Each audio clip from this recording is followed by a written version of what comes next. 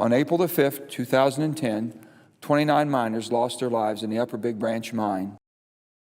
So today I've directed Secretary Solis, Assistant Secretary Main, and Administrator Strickland to work closely with state mining officials to press ahead with this investigation so we can help make sure a disaster like this never happens again. To make sure it doesn't happen again.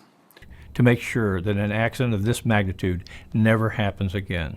To ensure that such tragedies never occur again.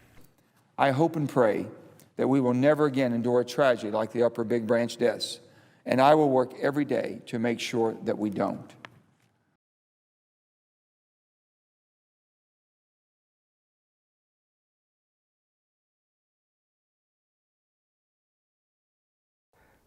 The characteristic signal of a deep reservoir is higher concentrations of the heavier hydrocarbons. The coal seam by itself, when you do analysis of the methane emitted from the coal seam, you get mostly, almost completely methane, pure methane.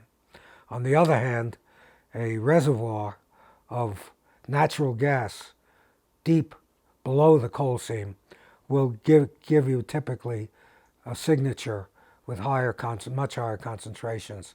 Forensic evidence indicates that natural gas inundated the mine through a crack that was found in the mine's floor. But looking at MSHA's own data about what was coming out the Bandytown fan afterwards, after the explosion, is natural gas.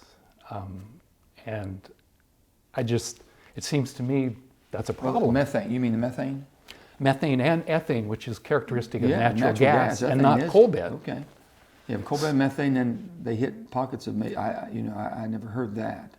I always assumed that there was methane, some of the mines are more gaseous. Well, actually than methane, others. but with the ethane it means oh my goodness, that's a clear signature that it's natural gas, at least that's what I'm told. Yeah, yeah. It's a very rare occurrence, but apparently must be a high pressure reservoir somewhere near there where there's actually an inflow, a massive inflow of gas from a nearby, apparently, gas reservoir. Although there were cracks in the floor at Upper Big Branch, and despite Massey's insistence that they not be disturbed until they could be fully evaluated, MSHA refused these cracks to be fully evaluated. It is likely that natural gas inundated the mine through these cracks.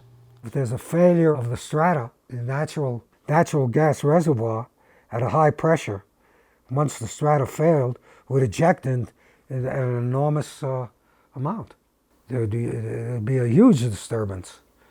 It would hiss. Not only would it make noise, but it'd kick up lots of rocks from the crack through which it's flowing.